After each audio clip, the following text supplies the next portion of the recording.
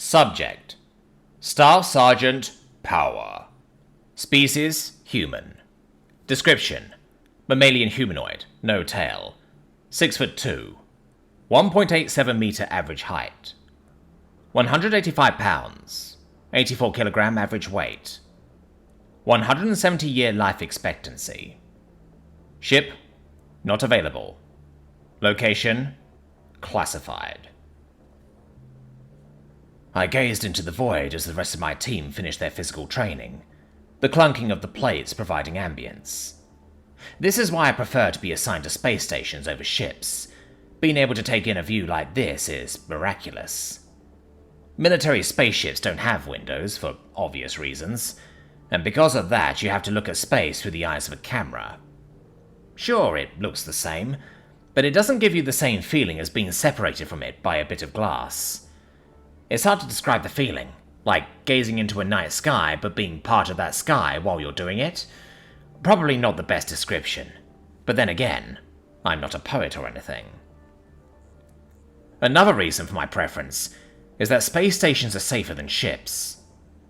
It's a topic that's argued about over beers every couple of weekends or so, but every metric backs space stations over ships. There's more things that can go wrong on a ship. Ships are destroyed at a much higher rate than space stations are, and there are far fewer accidental deaths aboard space stations. The only supporting argument you can make in favor of ships is that they can move, and there's always someone dumb enough to make that argument. Movement is actually one of the factors that cause accidents. It's actually the biggest reason that ships aren't as safe as stations. True, orbital stations are moving, but even they are safer than ships. Ships are a damn death trap. "Good view, Staff Sergeant?" Sergeant Smith asked as he walked up. "Only the best of the best on Marsoc," I chuckled. Smith chuckled with me. "Pretty sure they weren't talking about amenities. These are pretty sweet digs, though." "True. Not a bad hole to live in," I said. "We're in space, Staff Sergeant," Simmons said as he joined us. "Kind of the opposite of a hole." "Oh, the end result of a hole if you're dedicated enough," Johnson argued. "What? You're supposing that if you dig for a planet and come out the other end, you're gonna end up in space?" Simmons asked. "You'll have enough dirt to make it to space for sure," Johnson nodded sagely. "Alright, that's enough," I said, as Sergeant Hanson approached. "Everyone squared away?" "Yes, Staff Sergeant," they all said in unison. "Then let's get to the briefing." They exchanged a glance as I walked past them down the corridor. Simmons and Johnson must have managed to communicate something to Hanson and Smith, because the rest of our walk was free of questions or comments. Or maybe Hanson and Smith were simply smart enough to know that they'll be told when it's time for them to be told. We approached the conference room 16 minutes early for the briefing. I walked in the door and clocked 7 chairs and a table. 5 of the chairs were on one side of the table, and the other 2 were sitting opposite to them. I gestured to the 5 chairs and waited for my team to take their seats. I took the free one.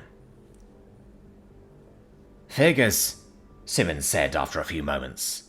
"Officers are always late." "They're not late. We're early," Johnson argued. "You're either 15 minutes early, or you're late," Simmons countered. Being 15 minutes early is one of the oldest traditions of the military. The reason it's a tradition is because there was a time that most members of any given military were teenagers. Teenagers that could barely make it to their classes on time just a few months prior. Requiring them to be 15 minutes early and having drastic consequences for being late helped make sure things ran as smoothly as possible. Simmons isn't wrong, though. Officers get different treatment and, as such, are late more often than not. A typical joke to tell, when an officer is late, is to claim that a land-nav course was between them and the meeting. "I'm not late," Omega said, as its avatar appeared in the center of the table. Simmons, Hanson, and Johnson jumped a little. Smith and I remained stoic. Smith smirked at Hanson, who huffed slightly. 15 minutes early on the dot, I expect, I said. "Correct, Staff Sergeant." Omega turned to me. "It's good to see you back up and running." "Thanks." "You're welcome. Now, Let's get this briefing started. Omega's avatar got a bit bigger as a terminal screen appeared next to it. I am USAI Omega. I will be your handler for this operation. Omega paused for chuckles. Everyone here has already become acquainted with it, so its introduction was a joke meant to set us at ease. Judging from the very subtle nervous shifting I saw in my peripheral vision, it had the opposite effect. You boys are all business today, I see, Omega said. Likely because the United System's most powerful artificial intelligence just informed us that it was going to be our handler, and then attempted a blatant manipulation tactic in the form of humor, I explained. This indicates that you're expecting us to react negatively to what you're about to tell us, which in turn means the mission you're briefing us on isn't going to be a walk in the wreck area. Fair enough. Omega's avatar nodded slowly. Though, has it occurred to you that the humor is more for my nerves than yours? You have nerves? Simmons asked. No, but you didn't know that. What are we here for? I interjected before things got out of hand. Fine, Omega sighed. This mission is classified as top secret, and any mention of it to those without need-to-know clearance will be considered an act of treason. The punishment for treason is a minimum of 25 years imprisonment and a maximum penalty of death. With those disclosures out of the way, we'll begin with your gear. The terminal displayed an image of a shuttle. It seemed like a normal high-end civilian shuttle, with a somewhat glossy black exterior. The shuttle was just large enough to have warp capability, which is considered a necessity for many of the high-powered business types. It was obviously military, though. Unlike similar civilian shuttles, this one's missing exterior windows. Civis can't get enough of their windows. This is the QL-891 Armored Interstellar Transport Shuttle. It has warp capability and a bit of weaponry, the AI explained, as the image changed to show the aforementioned weapons. 2 high-explosive incendiary armor-piercing missiles and a forward-mounting 35mm Gatling cannon. These weapons are excellent for clearing an exit vector. It has enough armor to keep its occupants safe as it runs away, but it doesn't have shields. I cannot stress this enough. This shuttle is not designed for dogfighting. The nervous shuffling in my peripherals became a lot less subtle as the image changed to show a matte black Guardian suit. The helmet of the suit was distended in a sort of beak shape, kind of like the Guardian armor that the Nuknu wear. It seemed oddly shaped in the torso as well, and it took me a second to realize that it was designed to fit humans, Alomari or Nuknu interchangeably. Hell, you wouldn't even be able to tell which was which. We're wearing the R9? Johnson asked. This time I actually turned to look at the Corporal. As far as I knew, the R8 Advanced Guardian armor was the latest model of the Guardian suits. He met my eyes with the same incredulity that I felt. It's the armor that's worn by, well... He trailed off. The directors, who comprise the United Systems Council of the Directorate, Omega finished. You are correct, Corporal Johnson.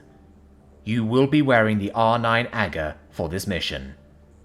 Omega prattled on about the better shields and armor of the R9 Agger, while I digested the implications. An armed and armored transport shuttle loosely camouflaged as a civilian shuttle, and the same armor that the members of the Directorate wear? What is this? Some sort of field test for full deployment of the R9?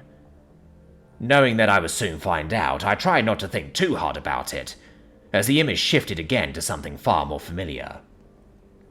And finally, you all know and love the C-21B assault rifle, Omega said. It fires .52 caliber blah blah blah. It's the rifle you've been using since boot camp. If you don't know it by now, you'll never learn it. This concludes the portion of the briefing dedicated to your equipment. Questions? Yeah. The suits look like they disguise a person's species, Simmons said. I'm guessing that's to protect the identity of the director who's wearing it, right? Yes. Then does that mean that there aren't any God directors? Not necessarily. These suits are only used when a director is acting in person in an official capacity, Omega explained. I'm neither confirming nor denying the existence of Gaunt directors, but if they do exist, then obviously they don't act in an official capacity in person due to their physical limitations. What happens if there are all Gaunt directors? Simmons asked. That would be physically impossible, the AI said, and no, I will not elaborate any further. Are there any questions pertaining to your gear? Omega's question was met with silence, and after a few seconds, the image of the terminal changed to show a planet. A blue, green, white, and brown marble that all of us immediately recognized from our various educations. The planet rotated on the screen, demonstrating the very familiar landmasses. Omega gestured absent-mindedly at the image. This is Earth, where your mission will take place, it said. Your mission is to extract Director 4 and deliver them safely to a destination that has been pre-programmed in your shuttle's nav computer. As you may be aware, Sol is currently a no-go zone due to the threat posed by the xenocidal Omni-Union. Thanks to yours truly, friendly scanners will be blissfully unaware of your existence as you infiltrate the planet. We sat in a stunned silence as the image changed to show a photograph of a building, likely taken by a drone. The architectural theme of the building had a strong focus on ancient Earth civilizations, which indicated that it was likely a government building. This is the City Hall of Adelaide, the capital of Ostracana. Director 4 is inside, already suited up. Omega's avatar examined his hand. As the image changed to a city map, the shuttle will land here. Once it does, you will exit the shuttle, travel to the City Hall on foot, enter the building, go to the 3rd floor, rendezvous with Director 4, and escort them back to the shuttle for exfil. A whole block away? Smith asked. The building doesn't have shuttle parking? Of course not, Hansen answered. City halls make you use parking garages. The parking garage being only a block away is a rare convenience. The parking garage is the nearest shuttle-certified landing zone, Omega added. The streets aren't strong enough to take the weight of the shuttle, and it would be less than ideal to have the shuttle sink into the city's sewer system. Damn it, Smith muttered.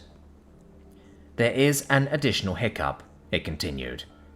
Now that the majority of Earth's population has been evacuated, the only ones that remain are those that are essential to making certain Earth remains habitable, and those that are completely unregistered.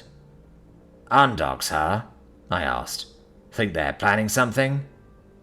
Yes, we do. There are 2 known groups of undocs, as you call them, that are in the immediate area. One of these groups has connections within the City Hall and knows about Director 4. They haven't tried anything thus far, but we believe this is because the City Hall is well defended. We suspect that if they have any nefarious plans, those plans will go into action once Director 4 attempts exfiltration. Roger that. 1 city block in Guardian armor shouldn't be a problem, unless they're packing something nasty, I said. You said you're going to be our handler. Where will you be handling from? Orbit? No, I will be accompanying you within your Guardian suit, Staff Sergeant. From there, I will be communicating with Director 4 to help things go smoother, Omega explained. Any other questions? Yes. Why is a director still on Earth? Shouldn't they have been evacuated before the civilians? Hansen asked. The official line is that the directors are expendable assets, and as such are the last to be evacuated during times of emergency, the AI answered. What's the unofficial line? Johnson asked with a smirk. Far beyond your pay grade, Corporal. Congratulations on your promotion, by the way. Thanks. Are there any more questions? It asked. No one said anything, and Omega waited a few moments for us to think about it. Finally, I subtly shook my head to indicate that it should continue. All right then, Omega said. Let's get to work.